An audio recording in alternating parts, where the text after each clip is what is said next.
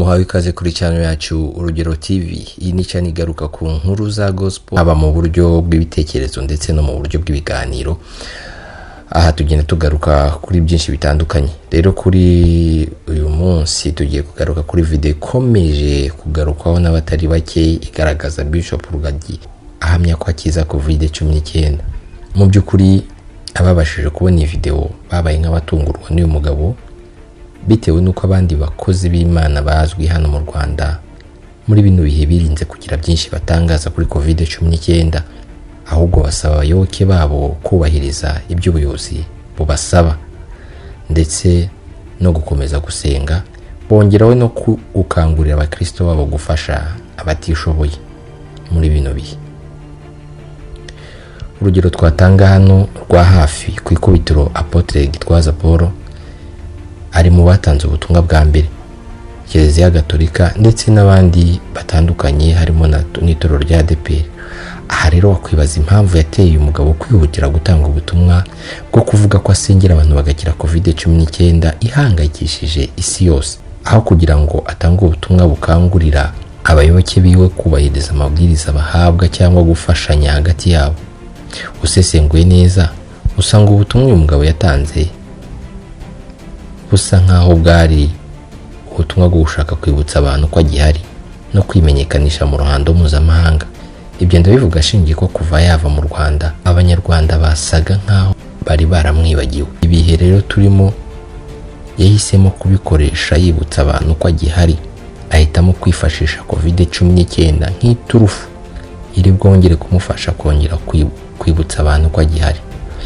Umuntu yakwibaza uburyo we ubwe yivugira ko hari abantu yasengeye bari barwaye COVID-19 bagakira, nkaho abo bayikize badahari ngo bitangire ubwo buhamya, bikakuyobera.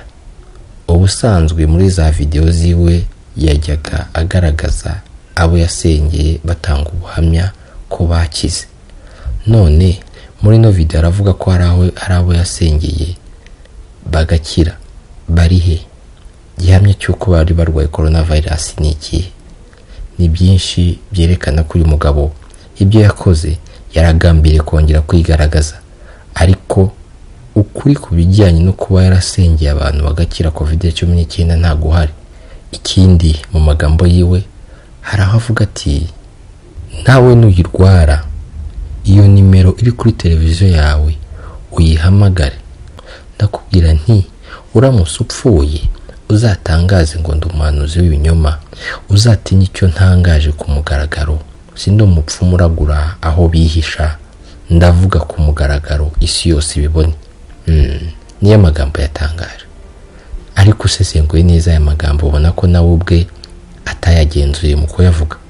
Ni gute wabwira umuntu ko naramuka apfuye aribwo azavuga, kandi iyo umuntu yapfuye biba birangiye azabivugira he? Ikindi arongera ati ndavuga ku mugaragaro isi yose ibibone. Bisa nko kwigaragaza cyangwa kubwira abantu ati ndacyahari ntaho nagiye. Usibye Bishop Rugagi, ubu buryo bukunze gukoreshwa cyane n'abavugabutumwa babarizwa mu gihugu cya Nigeria, Kenya, Afrika y'Epfo. Aha niyo mvuga cyane cyane kuko ariho bakunda kuboneka, ndetse n'ahandi barabikora, ariko ibihugu bikunda kwigaragazamo cyane abita abantuzi bakunda kwigaragaza mu bihe bitandukanye kandi bakavuga ibintu bisa nk'ari ibintu abantu batamenyereye. Ibi rero bakaba babikora mu buryo bwo kwimenyekanisha, bakifashisha itangazamakuru bamamaza ibyo bakora. Urugero rwa hafi abaza umugabo witwa TB Joshua wari waratangaje ko COVID-19 izarangira itariki ya 27 Werurwe uyu mwaka, byarangiye bitabaye. Yigeze kandi guhanura ko Amerika igiye kuyoborwa n'umugore mu gihe cy'amatora, birangira Amerika iyobowe na Donald Trump.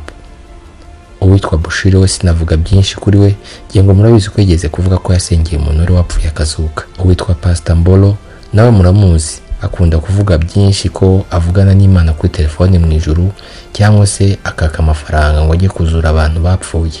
Ni benshi twavuga. Ubu buryo rero nibwo uyu mugabo nawe yabikozemo, ariko nta mugayo. Buryo umucuruzi yahagarikije kwamamaza arahomba. Ibi rero nkasanga abantu badakwiye kubitaho umwanya na cyane ko tuzi ubuhanuzi butandukanye yagiye hanura ku mugaragaro ariko bikarangira tabaye. Yose abikora kubw'inyungu ziwe zo kwishakira abayoboke.